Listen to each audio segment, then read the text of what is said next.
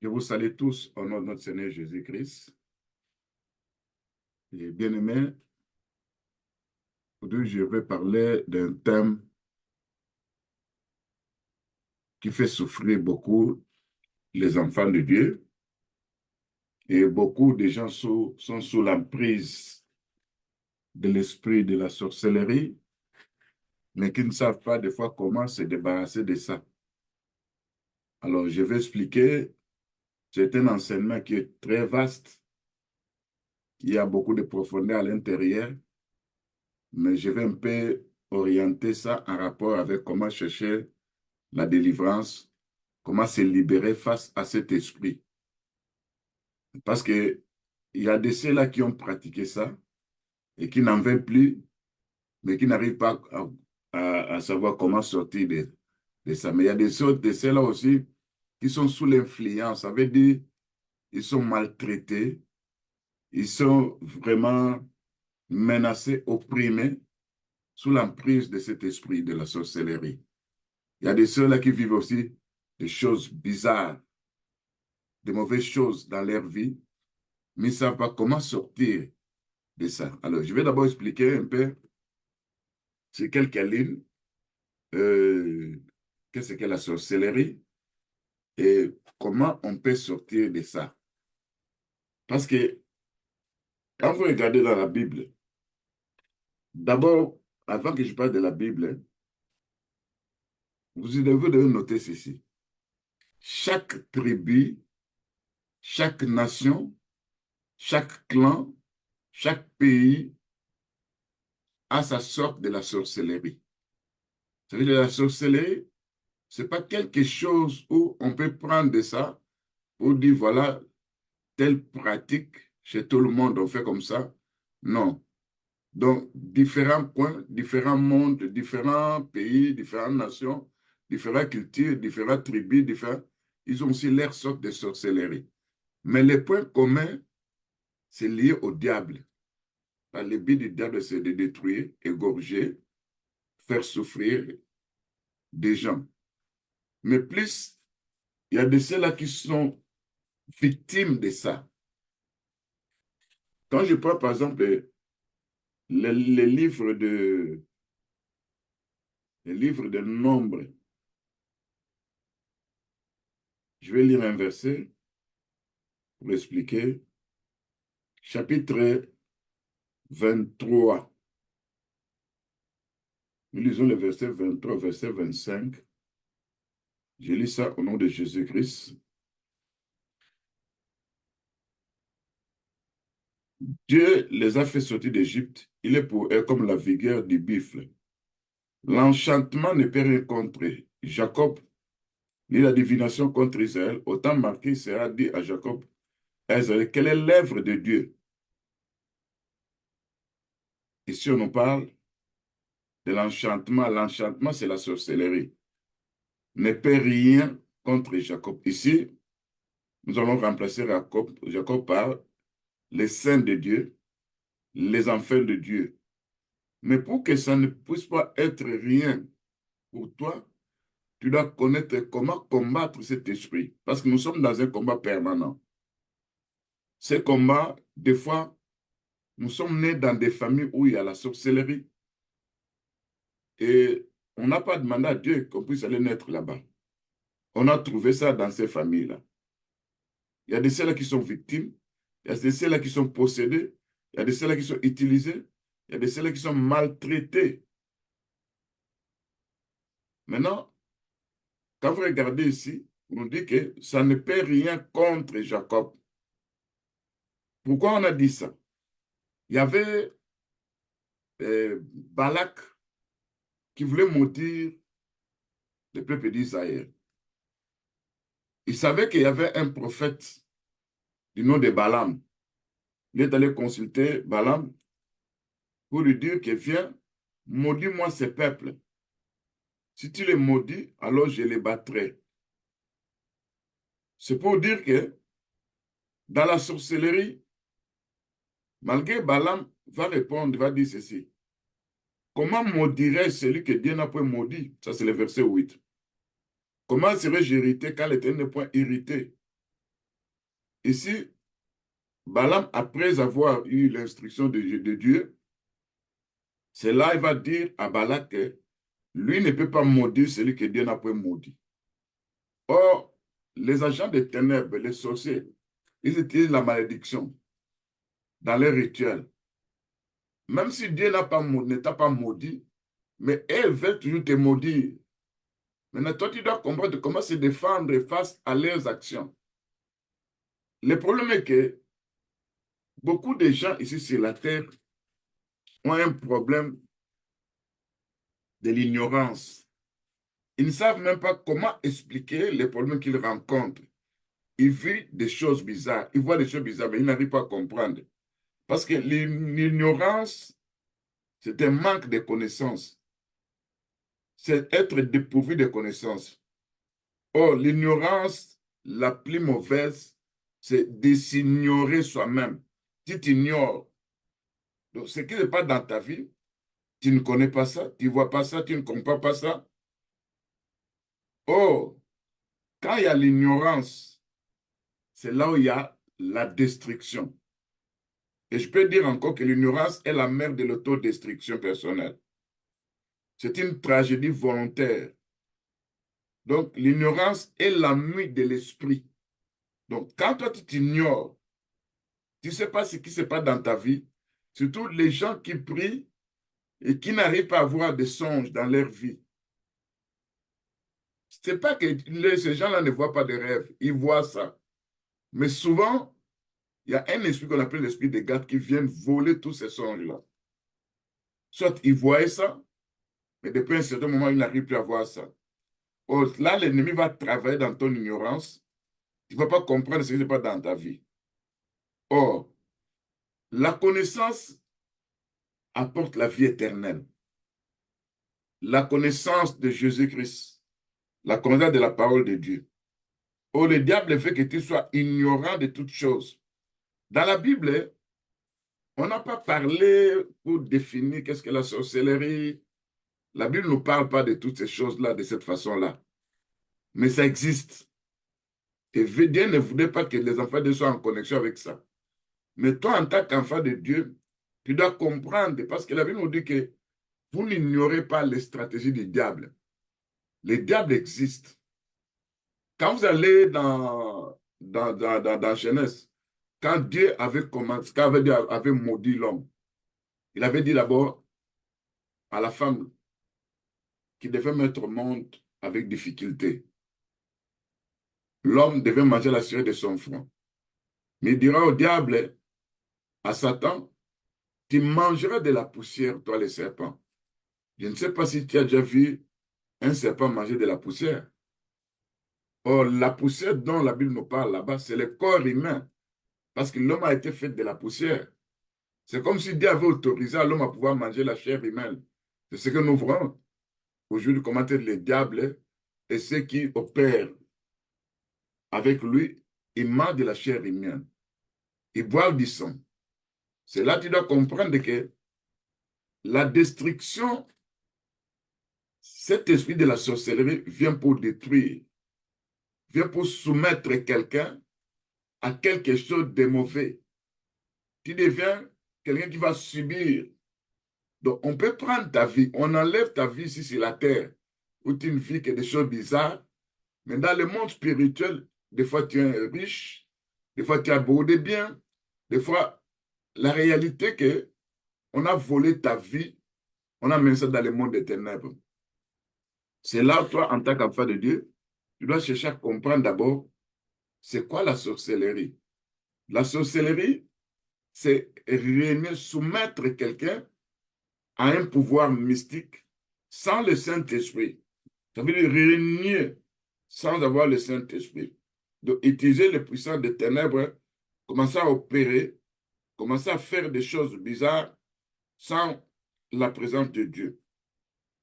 Or, la plupart des problèmes des gens, c'est d'abord l'ignorance. Quelqu'un a un problème. Il sait voir à partir de telles promesses, d'où vient l'origine de ces problèmes. Pourquoi je vois ça? Il y a des ceux-là qui sont habitués pour eux, ils disent, non, non C'est quelque chose qui est familial. Hein. Nous, c'est quelque chose qui est comme ça. Par exemple, il y a la pauvreté, il y a la maladie, il y a ceci, cela. Donc, on s'habitue à ça. Or, quelqu'un, tu ne peux pas t'habituer à quelque chose qui est mauvais, qui est une chose mauvaise. Tu dois toujours à chercher le pourquoi de ça, chercher à se débarrasser. Vous comprenez que dans les royaumes spirituels, la sorcellerie, c'est avoir une conférence avec les diables pour accomplir des actes méchants. La sorcellerie est l'utilisation des pouvoirs démoniaques pour en défaire ou en maîtriser un autre. C'est utiliser aussi les armes sataniques pour causer du mal aux autres. La sorcellerie est une autorité spirituelle contrefaite. Donc, elle veut être spirituelle sans se soumettre à Dieu ou en tenant compte de la parole de Dieu. Je ne parle pas des sorciers, je parle de l'esprit de la sorcellerie. Cet esprit de la sorcellerie, qu'est-ce que ça fait? Quand vous regardez la Bible nous dit que le Seigneur dit qu'il frappe à la porte. Si quelqu'un ouvre et entre dans la vie d'une personne, donc Dieu n'entre pas comme ça que sans pour autant que tu lui permets le temps, tu lui donnes le temps d'entrer. Lui frappe. Il frappe à travers la parole de Dieu. Il te demande, je vais entrer en toi. Si tu l'acceptes, tu acceptes cette parole-là, là, il va entrer dans ta vie. C'est ce que le Seigneur dit. Je frappe. Si quelqu'un ouvre, j'entrerai chez lui, je vais souper avec lui. Vous comprenez maintenant que la sorcellerie, lui ne demande pas la permission parce que notre Dieu est tellement poli. Notre Dieu, avant d'entrer dans la vie d'une personne, Apocalypse 3, verset 20 dit, voici, je me tiens à la porte, je frappe. Si quelqu'un entend ma voix, ouvre la porte, j'entrerai chez lui, je souperai avec lui et lui avec moi. Je prends encore notre écriture pour expliquer ces deux écritures. Je prends le livre de Genèse,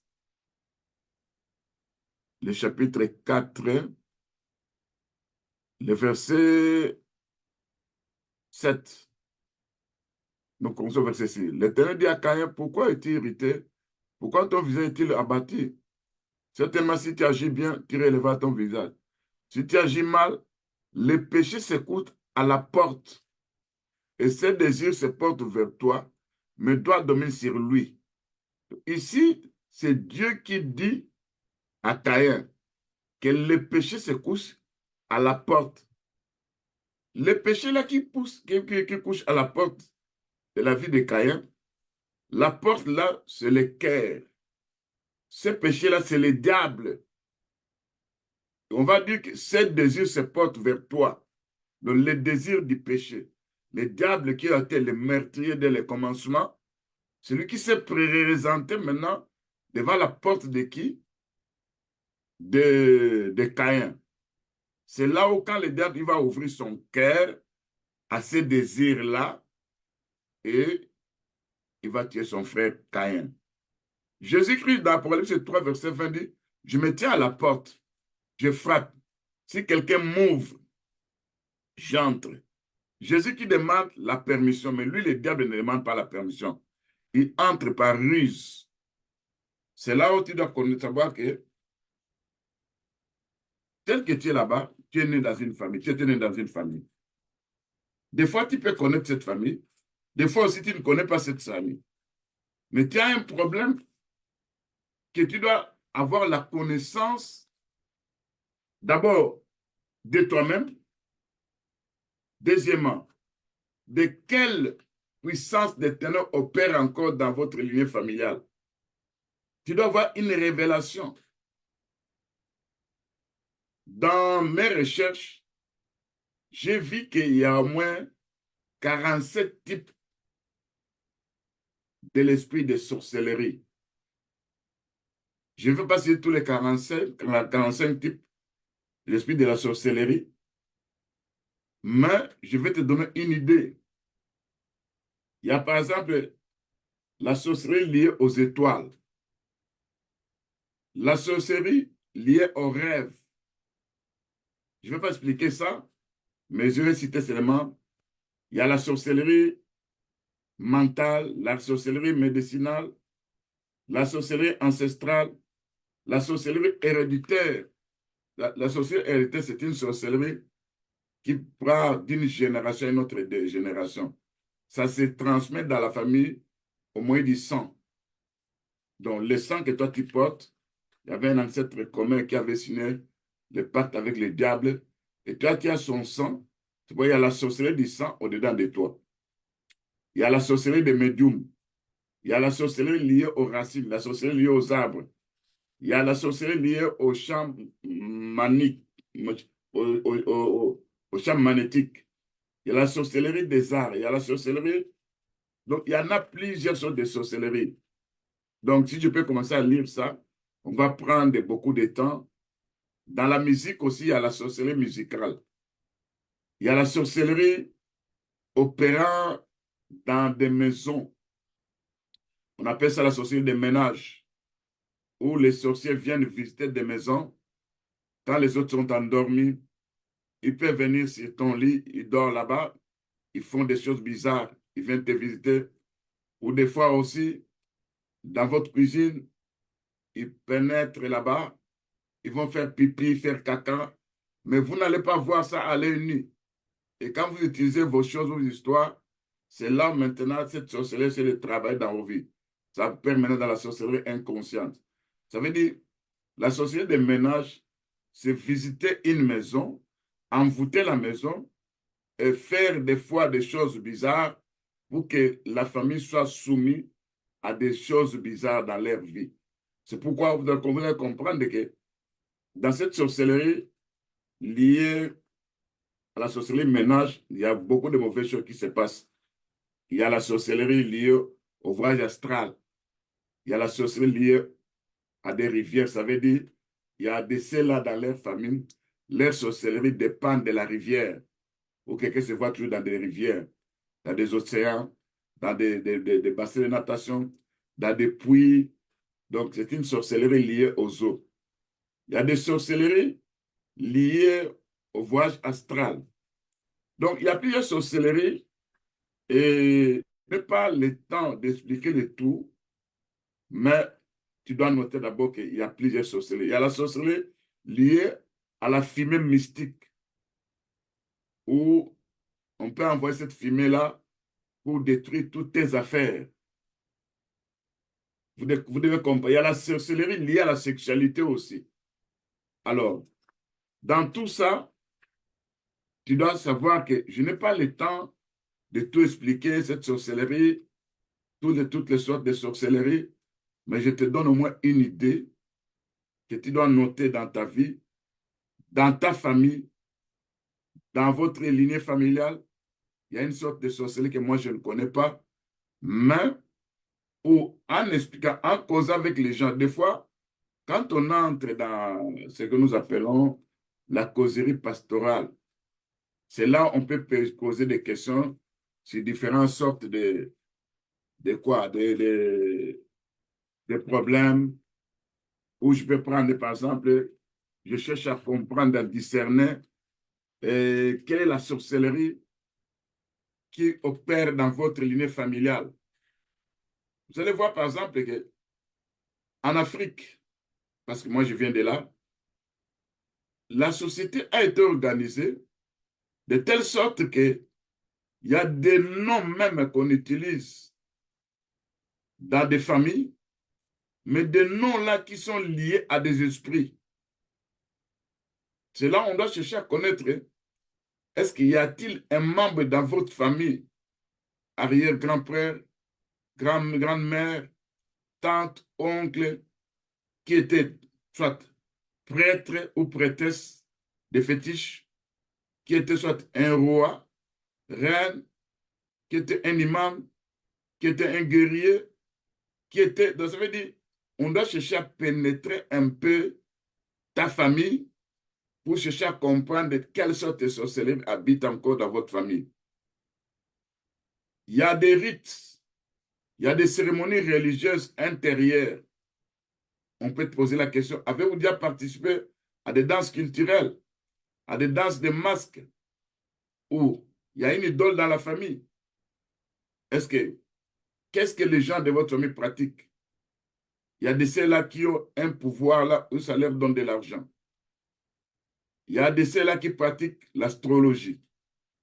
Il y a de ceux-là qui sont, les familles, c'est la Rose-Croix, c'est la science occulte.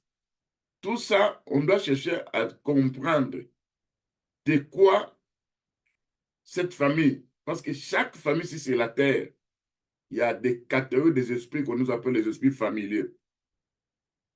Et vous devez comprendre qu'en tant qu'enfant de Dieu, nous sommes nés, tu étais né d'une famille. Maintenant, quel est le Dieu de cette famille-là? Quand je dis Dieu, ça veut dire les démons que cette famille utilisait.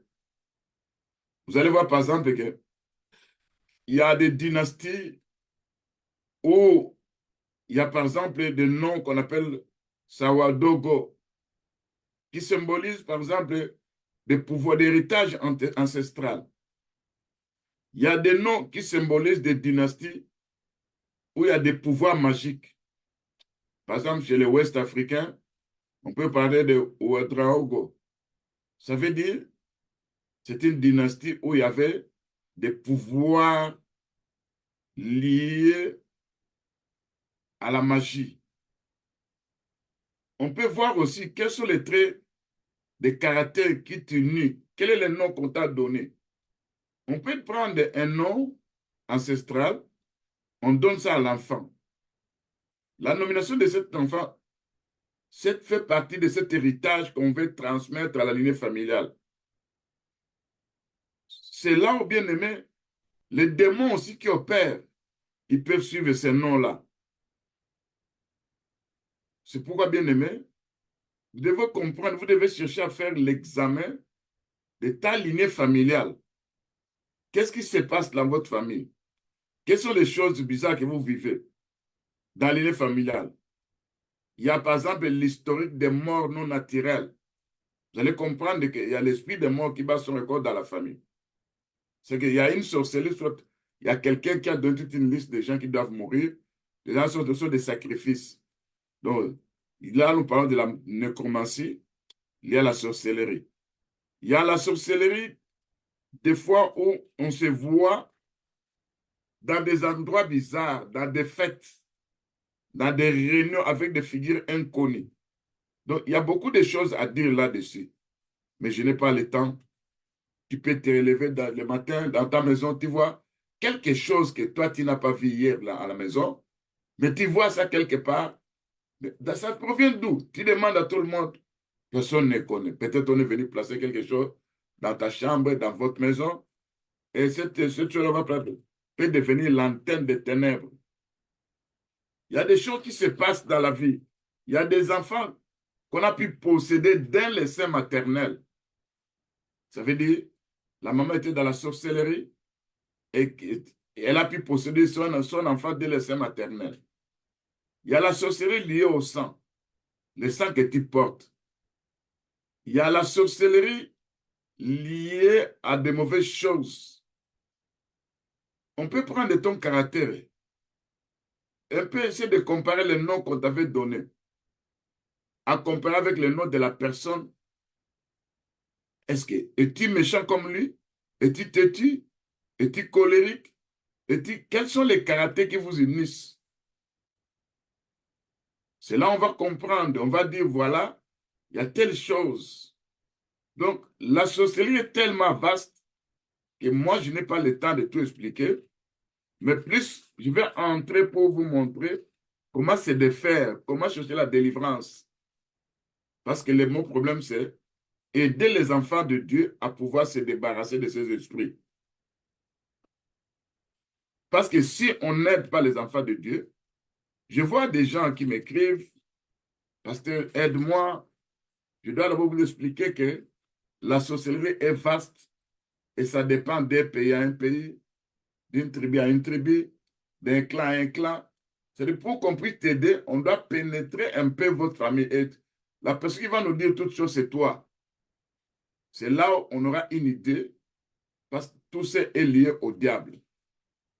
C'est pourquoi, ce que tu dois noter, comment opère la sorcellerie.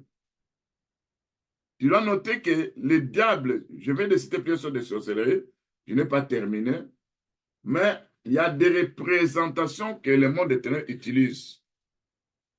Dans la sorcellerie, il y a des religions qui vous parlent de la sorcellerie en profondeur. Dans la chrétienté, dans la Bible, on ne parle pas, on ne décrit pas la sorcellerie, sauf que nous connaissons beaucoup de choses. Quand nous recevons les gens, nous causons avec eux, nous leur demandons des questions.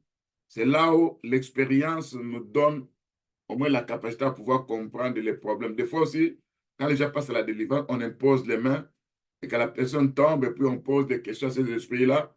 Parce que si le Seigneur ne laissait pas, ne faisait pas parler ces démons parce qu'il les connaissait tous, mais nous, à notre tour, nous ne connaissons pas ces démons. Si je t'impose les mains, tu tombes. Je pose la question à cet esprit, toi, qui es-tu? Et quand l'esprit va commencer, ce démon va commencer à parler, on comprend aussi beaucoup de choses. Alors, qu'est-ce que le diable fait? Dans la sorcellerie, d'abord, il faudra chercher à comprendre comment on t'a possédé. Est-ce que c'était lié à une nourriture? Est-ce que c'est lié à ton sang? Est-ce que c'est lié? Aujourd'hui, vous regardez, par exemple, l'Internet, les réseaux sociaux, les gens sont habitués à mettre leurs photos là-bas, mais ça a tout facilité. Dans les temps, quand il n'y avait pas de réseaux sociaux, un sorcier devait faire par tous les moyens pour chercher, venir prendre une photo dans la maison de la personne et voler ça et aller faire les incantations, les envoûtements avec cette photo. Mais aujourd'hui, ils n'ont plus besoin de ça. Ils n'ont qu'à entrer dans Facebook, voir dans ton Facebook, on prend ta photo là-bas et puis ils vont maintenant faire des incantations avec, en rapport avec cette photo-là. On te cause du tort. Mais en tant qu'enfant de Dieu, un enfant de Dieu doit être protégé, doit savoir aussi comment prier face à ça. Il y a par exemple, et utilise, à part des photos, on peut utiliser tes cheveux aussi, tes vêtements, tes poils. Ils ont le système là qu'on appelle les nœuds, les cadenas, les poupées, les aiguilles. Ce sont des armes qu'eux utilisent pour te détruire. Alors, on n'a pas le temps d'expliquer tout ça. Je te donne une idée parce que quand tu vas commencer à prier, tu dois savoir, mais quelles sont des sorcelleries qui me combattent? Est-ce qu'on a utilisé le nez pour mettre le nez, ça, c'est quelque chose où on a noué quelque part, on a serré. Et en serrant ça, ça veut dire qu'on appelle le blocage. Donc, tu es bloqué. Est-ce qu'on a utilisé un cadenas? Est-ce qu'on a utilisé, par exemple, un arbre? On peut prendre, tu te vois dans tes songes, juste tout près d'un arbre. On a ligoté ta vie à un arbre, de telle sorte que tu ne peux pas aller loin. Donc, tu es quelqu'un qui est resté sur place, sur le plan spirituel. Ils ont fait des incantations. Il y a des ceux-là même qui utilisent des poupées. Ils peuvent te représenter dans le monde spirituel. Par exemple, dans l'envoûtement, quand on parle de l'envoûtement, ça veut dire quoi? Toi, on connaît ton nom. On fait des incantations. On prend une poupée, on place ça là-bas. Maintenant, on appelle ton esprit. Ton esprit pénètre dans cette poupée. Quand ça va se pénétrer, ça va pénétrer dans cette poupée-là. Ils peuvent prendre des aiguilles enfoncées dans la poupée. À l'endroit où ils ont enfoncé l'aiguille, c'est là que tu vas commencer à sentir mal. Il faut prendre des ficelles et puis prendre tes mains et ligoter ça. Tu verras que rien ne va aller. Donc, il y a beaucoup de choses qui ne se passent dans le monde spirituel. Alors, toi, tu dois comprendre que parmi les âmes, il y a les âmes de nez et de cadenas. Tu dois comprendre comment prier face au nez et au cadenas. Tu dois comprendre aussi, il y a parce que quelqu'un peut prendre ton nom, il peut prendre quelque chose qui te représente, il enferme ça dans un cadenas, il jette ça dans la rivière. Tout ça, c'est pour te bloquer, te détruire. Il y a des choses, par exemple, dans la vie des gens, où tu te vois avec des gens, des images de des gens qui sont morts il y a de ça longtemps. C'est un esprit familier qui t'apporte la mort. Peut-être quelque part, il y a un contrat signé dans la famille où les gens de la famille ne font que sacrifier des humains et toi aussi, dans leur tour, tu es leur candidat. Surtout quand tu vois des choses, par exemple, quelqu'un est mort et que tu n'as pas vu dans le songe le visage de la personne. Automatiquement, c'est toi. Parce que si tu voyais le visage, tu allais comprendre que c'est une autre personne qui va mourir, ou bien qui trouvera la mort. Mais tu vois la personne, mais n'a pas de visage. Ça veut dire tu ne vois pas l'image de la personne. Ça veut dire que c'est toi-même que la personne va mourir. Il y a aussi, par exemple, la sorcellerie d'étoiles d'araignée. L'étoile d'araignée, c'est la haute sorcellerie, où beaucoup de gens sont détruits. Tu dois comprendre toutes ces choses-là. Alors, les sorciers utilisent des traces. On peut prendre tes pas là où tu as pu marcher et on prend tes pas là, on amène ça, on fait des envoûtements pour détruire ta vie à part de ces traces-là. On peut prendre aussi tes habits. Surtout, il y a des gens qui arrivent, par exemple, à perdre les habits, les caleçons, les soutiens. Et quand ils récupèrent ça, ils vont faire un travail de spirituel pour que toi, tu deviennes leur femme, leur mari, à partir de ton caleçon. Donc, il y a des choses qui se passent dans le monde spirituel. Il y a par exemple la nourriture. La nourriture est une des méthodes que le diable utilise pour posséder les gens. Vous n'oubliez pas que quand vous lisez la Bible, dans le livre de Jean, chapitre 13, verset 26, le Seigneur a dit, quand les apôtres avaient demandé qui devait trahir, qui devait vendre le Seigneur, il leur a répondu ceci, celui à qui je donnerai un pain trempé, c'est celui-là qui va me trahir. Dans Jean chapitre 13, verset 26. C'est là où je suis en train de parler, c'est la sorcellerie des repas. Je lis ça, le verset 26. Jésus répondit, celui à qui je donnerai le morceau trempé, et a trempé le morceau, il le donna à Judas, fils de Simon l'Iscariote. Dès que le morceau fut donné, Satan entra dans Judas. Vous comprenez que c'est par la nourriture, c'est par le pain trempé que Satan a pu pénétrer dans qui ça? Dans Judas. Oh, vous n'oubliez pas que le monde spirituel est tellement vaste. Les agents des ténèbres, quand ils s'évolent la nuit, ils peuvent aller, par exemple, dans un magasin, dans un store, où ils touchent les aliments que les gens vont manger. Il prend, en touchant ça, il dépose la sorcellerie que les gens ne voient pas. Il va envoûter ça. Maintenant, quand toi tu achètes, tellement tu es habitué à préparer, surtout les femmes, quand elles préparent, elles goûtent un peu de la sauce, sans pour autant prier, automatiquement cet esprit va s'introduire dans ta vie, va s'incarner dedans de toi. Et durant la nuit, on cherchera à te faire sortir, t'amener dans le monde des ténèbres. Et là, tu te retrouveras, je me suis vu quelque part, en train de manger, en train de boire. Tu n'arrives pas à comprendre. On avait possédé, sur tous les temps que nous vivons, beaucoup de nourriture que nous mangeons, que nous achetons, et les habits, ils ont placé la sorcellerie. C'est pourquoi, en tant qu'enfant de Dieu, tu dois manger toujours avec action de grâce en priant. Et même si tu as acheté un habit, regarde un peu la griffe de cet habit-là. Parce que beaucoup de gens aussi sont possédés en rapport avec ces histoires-là. Donc, tu dois comprendre que nous sommes dans un combat. Il y a des aiguilles qu'on peut placer sur une poupée. On peut prendre un dessin, on peut prendre ta photo, on invoque ton esprit et on introduit ça dans cette photo-là. On commence à torturer ta photo. Sur le plan spirituel, dans la vie comme ça, tu commences à vivre des choses bizarres. On peut prendre, par exemple, tu as pu peigner et il y a des cheveux qui sont restés. On prend maintenant tes cheveux là. On va faire des incantations avec ça. Mais toi, tu es un enfant de Dieu. Tu dois savoir comment prier pour que tout ce qu'on peut faire, parce que la Bible nous dit que le diable rôde comme un lion cherchant qu'il va dévorer. Vous savez, lui, il rôde. Il ne va pas dire que tu es un enfant de Dieu et puis moi, je ne vais pas rôder. Non. Il cherche des occasions pour pouvoir pénétrer. Il cherche comment t'avoir, il cherche comment te détruire. Tu dois comprendre que partant des repas, il peut venir pendant la nuit. Les repas que toi, tu as pu préparer, tu as laissé ça dans le congélateur, dans le frigo. Il vient la nuit visiter votre frigo. Il peut faire pipi, mais ça ne va pas se voir comme ça. Et en faisant ça, parce qu'il vient comme état des esprits, et que c'était quelqu'un qui s'est prêté dans la sorcellerie. Il a fait pipi. En faisant pipi maintenant, ça veut dire qu'il a envoûté les aliments. Et quand tu te réveilles, tu prends ça, tu manges sans pour autant prier, cet esprit d'envoûtement pénètre dans toi. Et durant la nuit, qu'est-ce qu'il va faire? Il faut invoquer ton esprit. Vous savez, il y a des choses qui se passent dans le monde spirituel que les gens n'arrivent pas à comprendre.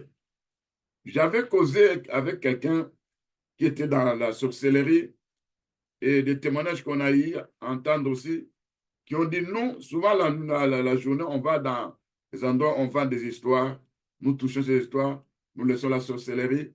Et pendant la nuit, quand on va commencer à faire des incantations, chaque endroit que nous avons visité, et si quelqu'un avait prié ou acheté ça, sans pour autant prier, il a mangé ça sans pour autant prononcer des paroles, c'est comme si une petite lampe rouge va commencer à clignoter là où l'endroit, là où se trouve cette personne. Alors, on viendra, on cherchera comment captiver, invoquer l'esprit de cette personne à partir de la chose que nous avons placée dans sa vie. C'est avec ton argent que tu as acheté ça. Mais ils vont faire de cette façon-là que pour te récupérer, pour t'avoir. Et à partir de là, maintenant, ils peuvent te maudire, ils peuvent faire de n'importe quoi, ils peuvent même détruire ta vie. Ils peuvent... Vous savez, le problème aussi qu'il y a une autre sorcellerie où... Donc, on ne veut pas que toi, tu deviennes une sorcière ou un sorcier. Mais on prend cet esprit de la sorcellerie, on met ça en toi, parce que l'esprit de l'homme a toujours eu la capacité à pouvoir résister. L'esprit de l'homme, même dans tes songes, quand tu te vois, par exemple, quelqu'un veut te frapper, tu cours, quelqu'un veut t'attraper, tu es en train de courir, tout ça, parce que l'esprit de l'homme se défend toujours. Mais on veut neutraliser ta défense. On cherche à ta défense comment? On prend cet esprit de la sorcellerie, on met ça en toi, en maçon. Donc, tu as pris avec ta main, tu as bu de l'eau. Avec ta main, tu as bu du jus. Et ce jus-là était envoûté. Tu n'as pas prié en tant qu'enfant de Dieu. Ça s'est introduit. C'est comme si ta main qui a fait introduire ça dans ta bouche. Maintenant, à partir de là, maintenant, ils vont faire quoi? Ils vont paralyser. Il faut placer l'hypnose. Il y a des gens dans leur vie, quand ils dorment, souvent ils sont hypnotisés, paralysés. C'est comme si quelque part, on vient faire de n'importe quoi. Ils n'arrivent pas à résister. Ils n'arrivent pas à se débarrasser, à dire non. Des fois, on est envoûté parce qu'on a réussi à maîtriser ton esprit. Les gens qui voient, par exemple, dans leurs songes, des femmes, des maris de nuit, manger, boire, tout ça, c'est parce que ton esprit est déjà dans une faiblesse.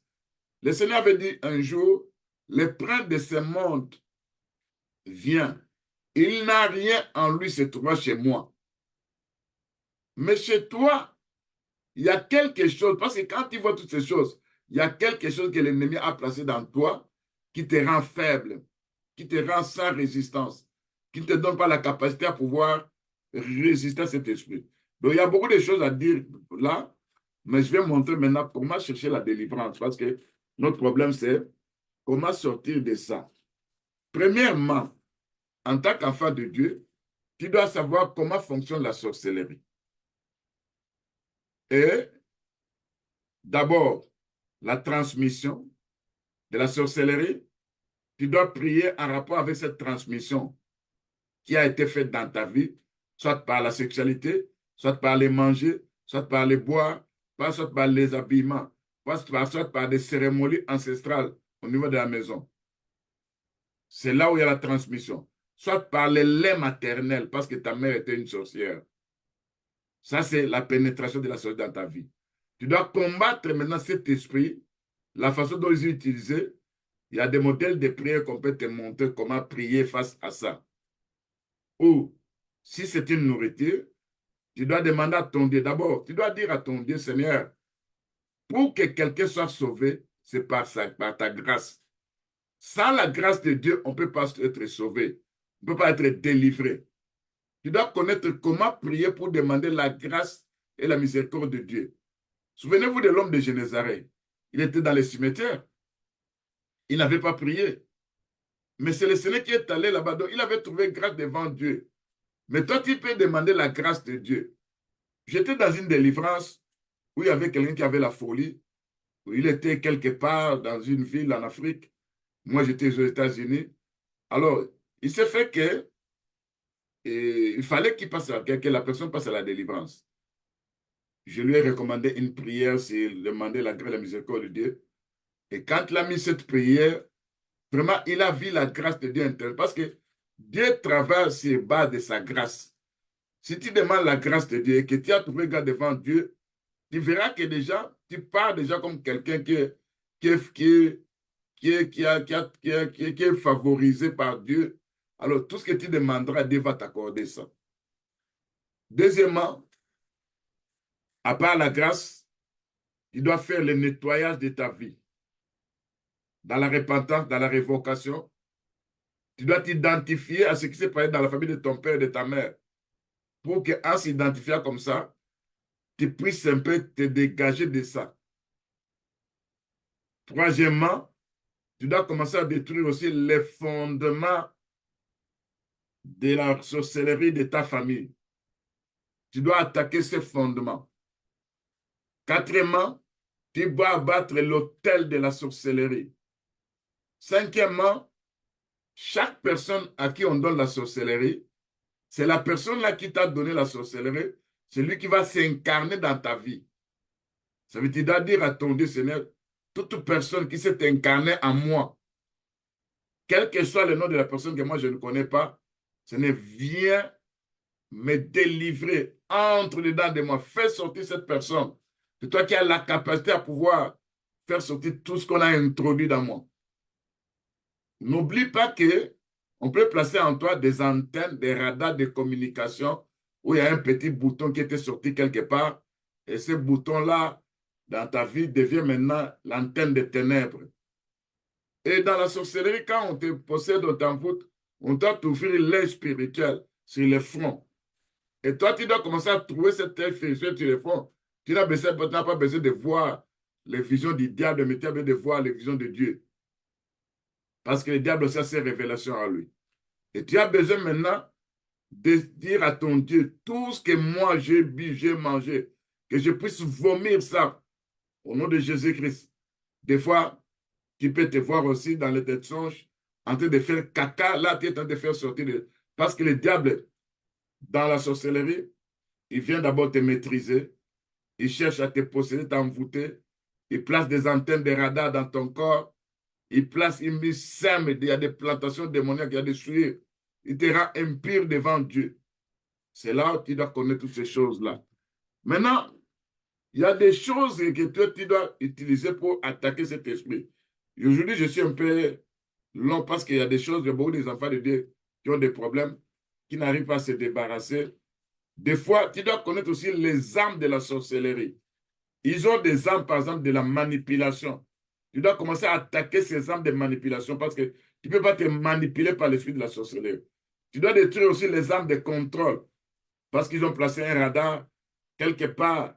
Ils ont placé des insignes sur ton corps qui est contrôlé spirituellement. Ils viennent avec des armes d'intimidation. Ils viennent avec les armes des liens d'âme, de la peur, de la confusion. Ils enlèvent ton identité personnelle. Vous savez que quand Dieu appelle quelqu'un, il fait quoi? Il a appelé Abraham, il va changer son nom, ton nom sera plus Abraham, ça sera Abraham. Dans la sorcellerie aussi, on te donne une identité. Tu dois s'en prendre à cette identité. Tu vas détruire cette identité qu'on t'a donnée sur l'espace spirituel. Si tu ne connaissais pas, tu ne connais pas ça, mais on va t'apprendre comment utiliser ton identité en détruisant l'identité qu'on a donnée, qu'on t'a donnée dans le monde spirituel. Puis tu peux être aussi marié déjà dans le monde là, dans ce monde-là. Tu dois détruire ces mariages parce que ton mari, c'est le Seigneur Jésus-Christ. Et ton mari qui t'a pris en mariage, et ta femme aussi. Mais non un esprit qui peut te prendre en mariage. Là, tu dois déclarer que la colère de Dieu s'élève contre cet esprit qui te prend en mariage. Tu dois savoir qu'on a aussi de mauvaises sorts qu'on jette. Il y a aussi des soeurs, des sacrifices, des rituels qu'ils font pour faire des incantations. Ils dansent, ils chantent en citant ton nom. C'est là où ils font beaucoup de mauvaises choses. Ils te maudissent. Je prends un exemple. Aujourd'hui, je dis que je crois bien on va prier pendant 1 heure du temps. Et je dois expliquer d'abord ces choses pour que les enfants de Dieu comprennent. Des fois, au lieu de commencer à demander à l'apôtre, aide-moi ceci, moi si je n'ai pas assez de temps, mais au moins, Je vous donne une idée. Je prends le livre des Nombres 22. Dans la sorcellerie, ils utilisent la malédiction. Ils prononcent la malédiction, ils vont déclarer des choses et les choses vont venir se manifester dans la vie d'une personne. Je prends le verset, le livre des Nombres 22. Je prends le verset 22, nous descendons. La colère de Dieu s'enflamma parce qu'il était parti. Ça, c'est Balaam que Dieu avait dit, n'aille pas, ne va pas chez Balak. Parce que Balak voulait que Balaam puisse maudire Israël. Et Dieu a interdit à Balaam à pouvoir maudire. Mais comme il voulait aller toujours chez Balak, parce que Balak lui a promis beaucoup de bénédictions, la colère de Dieu va s'enflammer. Ça, c'est le verset 22. La colère de Dieu va s'enflammer parce qu'il était parti. Et l'ange de l'Éternel se plaça sur le chemin pour lui résister. Maintenant, Dieu envoie son ange sur le chemin pour résister Balaam. Tu peux demander à Dieu aussi que ceux qui me maudissent, ceux qui viennent de temps à autre pour me maudire sur leur chemin, que l'ange de l'Éternel se présente avec le pied nu, comme ça s'est passé du temps de Balaam. L'Écriture ajoute, l'ânesse vit l'ange de l'Éternel qui se tenait sur le chemin, son épée nue dans la mer, et se détourna du chemin et alla dans les champs. Balaam frappa l'ânesse pour les ramener dans les chemins. L'ange de l'Éternel se plaça dans un sentier entre les vignes. Il y avait un mur de chaque côté. L'ânesse vit l'ange de l'Éternel et se serra contre le mur et pressa les pieds de Balaam. Tu peux demander à Dieu aussi que l'instrument qu'il utilise comme étant véhicule des ténèbres pour venir. Des fois, il y a des ceux-là aussi qui sont des instruments comme des chevaux dans le monde des ténèbres. On monte sur eux, ils sont des véhicules, on les amène, ils amènent ces gens dans le monde des ténèbres. Il y a quelqu'un qui m'avait dit, je causais avec quelqu'un qui était dans le monde des ténèbres, il m'a confessé, il a dit ceci, homme de Dieu, et il y a mon oncle, et pendant la nuit, mon oncle devient mon cheval. Il devient un porc, et moi je monte sur ce porc-là, je commence à me déambuler partout. Donc on te transforme en un porc, on te transforme en un cheval. Et tu te lèves le matin, tu as tellement mal tout le corps possible, tu ne sais pas que tu étais un cheval. Alors, maintenant, quand toi tu vas demander à ton Dieu, Seigneur, il y a des gens qui me maudissent dans leur rituel de la sorcellerie. Ils ne font que prononcer des malédictions. Si tu peux envoyer ton ange avec le pied nu pour barrer les routes, parce que ici, les chrétiens ont dit que l'ânesse vit l'ange de l'Éternel qui se tenait sur le chemin, son épée nue dans la mer, elle se détourna du chemin et alla dans les champs. Balaam frappa l'ânesse pour la ramener dans le chemin. L'ange de l'Éternel se plaça dans un sentier entre les vignes. Il y avait un mur de chaque côté. L'ânesse vit l'ange de l'Éternel et se sera contre le mur et pressa les pieds de Balaam contre le mur. Balaam la frappa de nouveau. Vous comprenez ici que c'est l'ange de l'Éternel qui se présente pour barrer la route. Parce que ceux qui te combattent, ils ont une route choisie qui vient. Et maintenant, quand Dieu, tu demandes à ton Dieu de se présenter devant la personne qui te maudit, parce que la sorcellerie, ils opèrent dans la malédiction. Ça veut dire, quand ils veulent te faire du tort, ils vont prononcer dans leurs incantations, ils appellent ton nom, ils disent, je déclare que telle personne soit maudite dans tel domaine, dans tel domaine, dans tel domaine. Et quand ils prononcent ça, c'est là toi qui dois comprendre que quand ils prennent leur décision à vouloir aller se rencontrer quelque part et commencer à prononcer des malédictions, tu peux demander à ton Dieu, Seigneur, envoie ton ange, parce que l'Écriture nous dit dans Hébreux chapitre 1, verset 14, il y a des anges qui sont au service de Dieu, que Dieu envoie pour exercer un ministère auprès de nous qui devons hériter du salut. Et tu demandes à ton... Tu ne vas pas commander l'ange, tu n'as pas ce droit-là. Tu demandes à ton Dieu, Seigneur, envoie ton ange qui va s'élever, qui va contrecarrer sur les routes des sorciers qui viennent me maudire. Quand ils verront l'ange de Dieu, ils ne pourront plus avancer. Tu peux dire aussi à ton Dieu, les livres des psaumes 107 qui dit, ils aiment à maudire. Ce qu'ils sont en train de faire pour moi, ça puisse se concrétiser dans leur vie. Parce que l'Écriture dit, c'est que l'homme aura semé, il les moissonnera. Et comme ils te maudissent, Dieu va changer ça en bénédiction. Mais tu dois prononcer, tu dois dire à ton Dieu que Seigneur change cette malédiction en bénédiction. Et en utilisant des versets, parce que je n'ai pas ce temps-là pour vous donner le tout. Et comme il y a beaucoup de demandes, les enfants de Dieu ont des problèmes, je ne peux pas laisser les enfants de Dieu comme cela. C'est pourquoi je leur explique au moins qu'est-ce qu'il faut faire, comment ils peuvent se défendre eux-mêmes. Quand vous lisez par exemple le psaume 109, le verset 17, il aimait la malédiction, qu'elle tombe sur lui-même. Il se plaisait par la bénédiction, qu'elle s'éloigne de lui, qu'il revête la malédiction comme son vêtement, qu'elle pénètre comme de l'eau dans son intérieur, comme de l'huile dans ses os. Ici, ces gens-là maudissent. Comme ils maudissent, nous, à notre tour, l'Écriture nous dit que ce que nous aura semé, les moissonnera. Il va dire de ceci. Ils sont en train de semer des malédictions contre moi. Ils vont semer aussi leurs malédictions. Là, ce n'est pas toi qui vas commencer à maudire, mais c'est Dieu qui fera qu'ils puissent semer ça, récolter ça.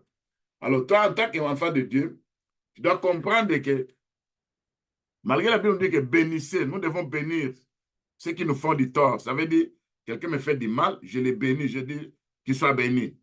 Mais ceux qui prononcent des malédictions dans la sorcellerie, toi, tu dois contrecarrer leurs actions de malédiction en rapport avec ta prière. C'est pourquoi, bien-aimé, c'est là, j'avais dit, il y a beaucoup de choses, on va continuer